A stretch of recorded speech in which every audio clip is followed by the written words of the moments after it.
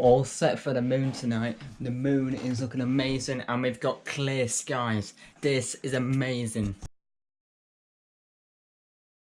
Last night I was trying to do photos of the blood moon and well, let me just show you what happened.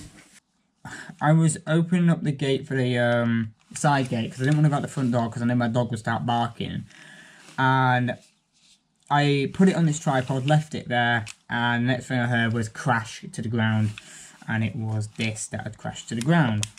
On the fall, broke this. The Sigma 150-600mm lens. You might be able to see here, it's had a few scratches, a few dents. The UV filter thread has been damaged. This bit's been damaged. If this was the only damage here, I would not have minded because it still works with the lens. But it's because that's going to start causing issues, and because I can't put a filter on in the future, so I'm going to have to sort out with insurance. So, that's an insurance. Now that is the big one. I am very lucky. Well, I think everyone should have insurance for their equipment for scenarios like this. It's been a real shame for me because I've only had this lens about a month and a bit, and that camera I've only had since August. As some of you might know, my D5-200 I also followed and broke the Sigma 80-35mm lens, but now I broke the 150-600mm lens. At the moment, I'm just a clumsy klutz. I just can't really stay on my feet. But this time it was my tripod's fault. But then that also might be my fault because I might have knocked it. I don't know what happened because it was dark. I was only using a little LED torch so I could see where I was going. But mistakes happen. So my biggest advice to you is to ensure that you do have insurance for your equipment, so you don't have to fork out all this money to buy it again, because sometimes you might not be able to afford it again. So what is my plan of action now? To go to CEX to try and find a Nikon DSLR camera. I've looked on the site and they've got a D3-300 for £165, which is a bit questionable, but it is a second-hand shot. So I'm taking my lenses with me, I'm going to give it a little test, and I'm also going to take a memory card with me to make sure it all works correctly. And for 165 quid, I'll buy it as a spare camera. I did not want to be doing right now, or at all. I don't really want to be breaking my equipment every bloody few months, do I? No. So it's a real shame for me because I was planning to do wildlife photography this week. Now I only have my 300, so it looks like that's going to have to be held off. And my beautiful, great little camera here, which I've taken so many amazing photos with, is damaged. But lessons learned, I guess. Next thing I will be investing after I get this all sorted is a better tripod, because that tripod literally did not do its job in securing these two objects on the thing. And I was, before anyone asked, using this one on the tripod, not on the body. So yeah, let's see if we can see this camera, and let's see if we can pick up a bit of a bargain-ish. Anyway, let's go. The bus is soon. Oh, 15 minutes. Let's go. Right, so here we are at Budderton Seafront, and I have picked up the camera in question, the Nikon D3-300. Now, this camera was very cheap, and I mean very cheap. It was £160 for this body, and that's literally all you got. You got the battery, you got the camera strap, you got the box, and you got a very basic and weird camera charger, which is currently in my pocket with this, the power bank, because it actually has a USB one. And apparently that's charging the battery right now. Never seen one of these in my life, so I don't have a clue where the original charger went with it. The camera, when I got it, was very dirty, was very dusty and everything like that. I got my brush and brushed it on the inside and everything like that. There is a bit of spot of dust on the sensor.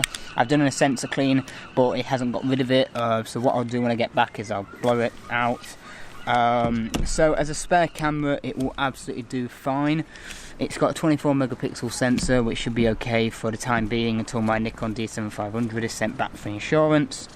And yeah, so 160 quid, there's not much really to say. I mean, it will do the job. I mean, for basic amateurs or a bit of people just starting out, this camera will be great. And that 24 megapixel sensor is actually more than what I have in my current Nikon D7500. So I should be able to get some really nice results with it. It's not much of a sport lens, so don't expect any fast results from it. But it's basic to the point, and I've set it up how I usually set up, shooting in raw and everything like that. And we're going to go out around here. It's quite a mild, overcast day, but we should be able to get some cool results. And actually, just to give me a test to see actually how the sensor is actually playing. I'm always questionable about buying equipment from second-hand shops like this, because it's like, well, why have they got rid of it? But from my perspective, it was just a bit dusty, and there's something really wrong with it, to be honest. Just give it a wipe down and everything like that, and it should be a good one. So we're going to do some long exposure, some basic landscapes, and I even got my telescopic with me. The 55-300, not the 150-600. But spare camera, it's light, which is perfect, so it won't take much room in my bag, and yeah.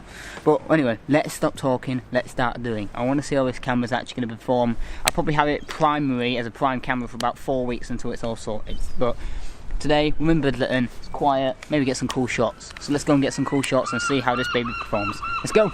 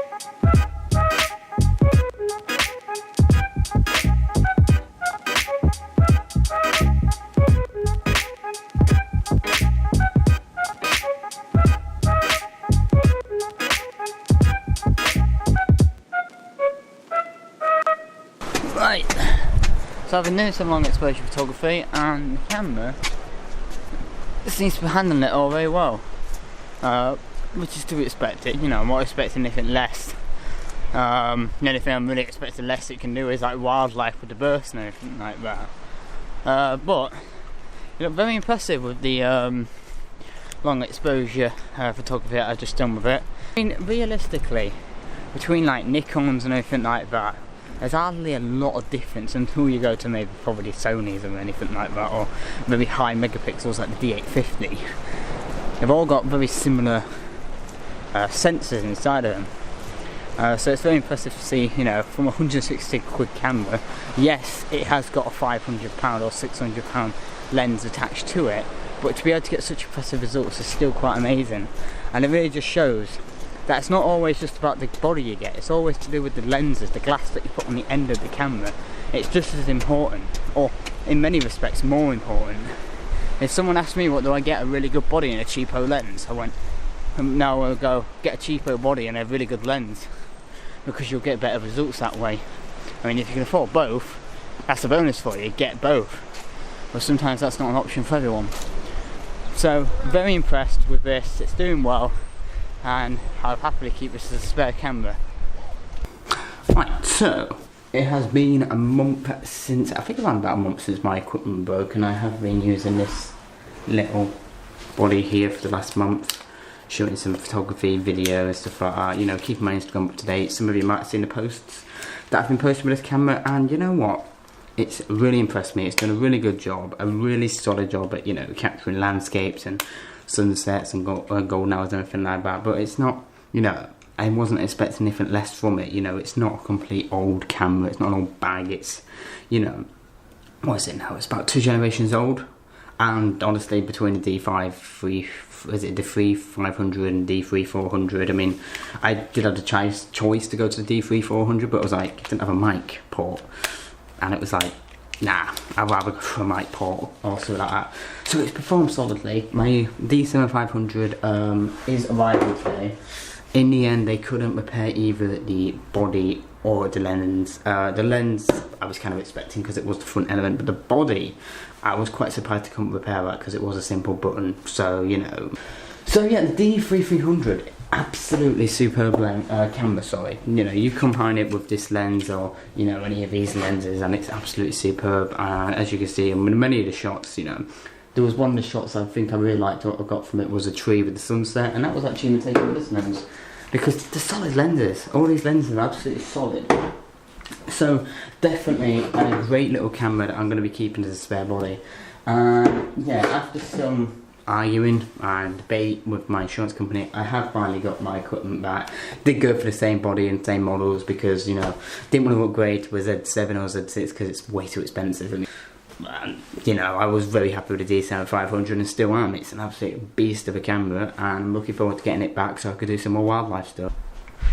Thank you very much for watching, and make sure you subscribe to the channel to keep up to date with all future videos. And if you liked the video, give it a like, and if you didn't, you know what to do. But thank you very much for watching, and have a great day, everyone. Goodbye.